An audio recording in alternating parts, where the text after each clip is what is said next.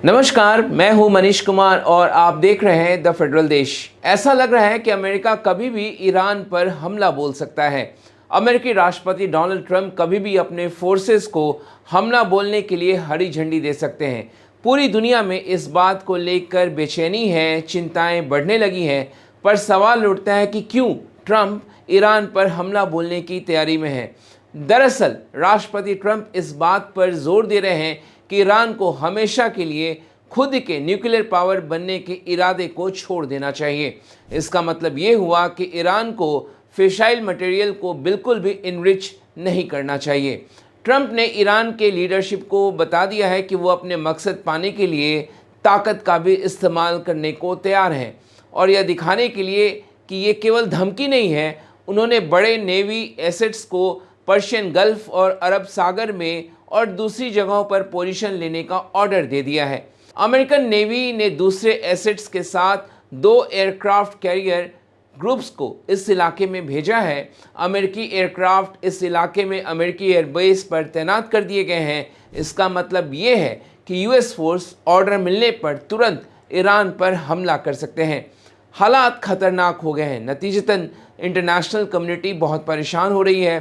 23 फरवरी को तेहरान में Indian embassy ने ईरान में सभी भारतीय नागरिकों को देश छोड़ने की सलाह दी है। सच तो यह है कि इंटरनेशनल कम्युनिटी ईरान के न्यूक्लियर हथियार बनाने को लेकर बेहद सतर्क है। ईरान के बयानों पर भरोसे की कमी की एक बड़ी वजह यह है कि international atomic energy agency IAEA ने कहा था कि ईरान के न्यूक्लियर इनरिचमेंट फैसिलिटी में किए गए काम चिंता का विषय है। Iran nuclear non proliferation treaty का सिग्नेटरी देश है। नॉन प्रोलिफरेशन ट्रीटी गैर न्यूक्लियर हथियार वाले देशों को यूरेनियम को इनरिच करने की इजाज़त देता है ताकि इसका इस्तेमाल शांतिपूर्ण कामों में किया जा सके। गैर न्यूक्लियर हथियार वाले देशों का समय समय पर IAEA इंस्पेक्शन करता है। यहीं पर किसी देश के इन्वेस्टमेंट रिकॉर्ड पर IAEA रिपोर्ट की अहमियत सामने आती है, और यहीं पर ईरान पीछे रह गया। उसके परमाणु कार्यक्रम को लेकर संदेह पैदा होता रहा है। अमेरिका की मिलिट्री तैयारी के बीच डिप्लोमेसी के दरवाजे बंद हो रहे हैं, इसलिए सभी की नज़रें 26 फरवरी को जिनीवा में होने वाली US और ईरानी प्रतिनिधियों के बीच एक इनडायरेक्ट मीटिंग पर होंगी। ओमान बीच का रास्ता निकालने की कोशिश कर रहा।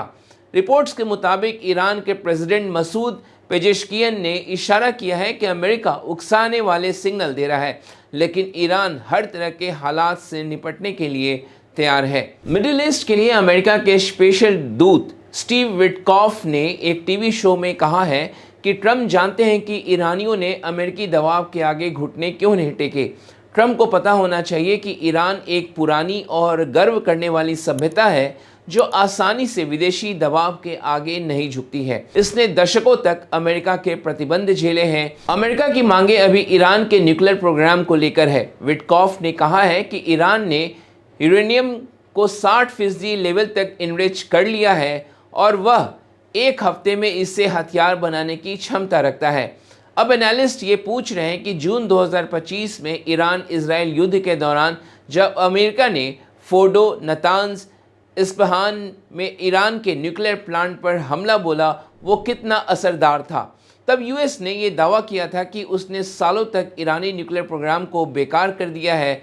इस वजह से यह पूछना सही है कि ये हमले कितने असरदार थे। ईरान की न्यूक्लियर क्षमता के साथ साथ अमेरिका उसके मिसाइल प्रोग्राम पर भी रोक लगाना चाहता है। कम से कम वह यह नहीं चाहता कि ईरान के पास ऐसी मिसाइलें हों जो इजराइल पर हमला कर सके। जाहिर है इजराइल भी ये चाहता है कि ईरान उसे कोई नुकसान ना पहुंचा सके। आखिर में ईरान में सरकार बदलना अमेरिका का लंबे समय से सपना रहा है, इसलिए अमेरिकी सरकार ने 2025 के आखिरी दिनों और जनवरी 2026 में ईरान में हुए विरोध प्रदर्शनों का साथ दिया। ईरानी अधिकारियों ने इसे सख्ती से लेकिन दबा दिया। रिपोर्ट्स बताती हैं कि हजारों लोग इस प्रदर्शन के दौरान मारे गए। ईरानी अधिकारियों ने माना है कि 3117 लोग इस प्रदर्शन में मारे गए थे।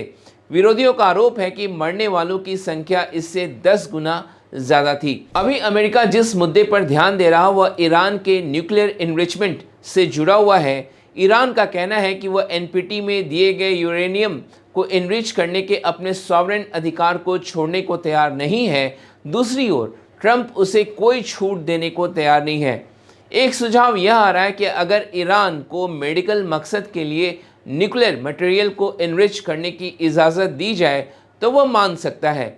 इससे वह यह भी दावा कर पाएगा कि उसने अपना सॉवरेन अधिकार नहीं छोड़ा है और अमेरिका भी अपनी असली मकसद को हासिल कर लेगा, क्योंकि ऐसे इनरिचमेंट के लिए बहुत छोटी फैसिलिटी की ज़रूरत होगी। ऐसी फैसिलिटी में कोई वेपन ग्रेड मटेरियल नहीं बनाया जा सकता है। हालांकि ये ट्रंप के लिए नुकसानदायक होगा, शायद वह इसे झेल ना पाए। असली सवाल यह है कि अगर डोनाल्ड ट्रंप ईरान के खिलाफ हवाई कार्रवाई शुरू करते हैं तो इसका आखिर क्या परिणाम होगा। सिर्फ सैन्य ठिकानों और हथियार बनाने वाले जगहों पर बमबारी करने से ईरान की सेना कमज़ोर हो सकती है या सैन्य कामकाज पर असर पड़ सकता है, लेकिन इससे शासन बदलना या ईरान की राजनीतिक व्यवस्था खत्म हो जाना आसान नहीं है, क्योंकि ईरान की सुरक्षा सेवाओं जैसे रिवॉल्यूशनरी गार्ड्स का प्रभाव बहुत मजबूत है और सिर्फ हवाई हमलों से उन्हें ख़त्म करना मुश्किल होगा। कई विशेषज्ञों का मानना है कि ईरान जैसा शासन सिर्फ एयर स्ट्राइक से नहीं टूटेगा। अगर अमेरिका बड़े पैमाने पर बमबारी करता भी है तो इससे ईरान की सरकार और जनता दोनों के बीच तनाव बढ़ सकता है, जैसे पहले की लड़ाइयों में देखा गया है। बड़े देशों में राजनीतिक बदलाव अक्सर आसान नहीं होते और कई बार इससे अस्थिरता और बढ़ जाती है। एक बड़ा खतरा यह भी है कि ईरान अपने इलाके में ही नहीं बल्कि दूसरे देशों में भी बदले के रूप में हमला कर सकता है, खासकर अगर उसकी सेना या प्रॉक्सी समूहों को नुकसान पहुंचे। इससे मध्य पूर्व में स्थिति और बिगड़ सकती है, यानी मिडिल ईस्ट में स्थिति खराब हो सकती है। सुरक्षा के जानकार ये भी मानते हैं कि यदि बड़े पैमाने पर युद्ध शुरू हुआ तो यह खत्म होने में महीनों या सालों का वक्त ले सकता है और इसका जो असर है वो पूरे एरिया में, पूरे इस क्षेत्र में देखने को मिल सकता है। यानी अमेरिका हवाई हमले तो कर सकता है, लेकिन उसे क्या हासिल होगा, जैसे ईरान की राजनीतिक व्यवस्था का बदल जाना या शासन का ढह जाना, इसके बारे में अभी कोई गारंटी नहीं है। हमले छोटे हों या बड़े, इसका असर सिर्फ सैन्य उद्देश्यों तक सीमित नहीं रहेगा, यह राजनीतिक, आर्थिक और क्षेत्रीय सुरक्षा को भी प्रभावित कर सकता है। तो आपको आज हमारा ये वीडियो कैसा लगा, कमेंट बॉक्स में जाकर ज़रूर कमेंट करिए। हमारे वीडियो को लाइक कीजिए, शेयर कीजिए और अगर अभी तक आपने द फेडरल देश के यूट्यूब चैनल को सब्सक्राइब नहीं किया है तो उसे ज़रूर सब्सक्राइब करें। आज ये वीडियो देखने के लिए आपका बहुत बहुत शुक्रिया। धन्यवाद।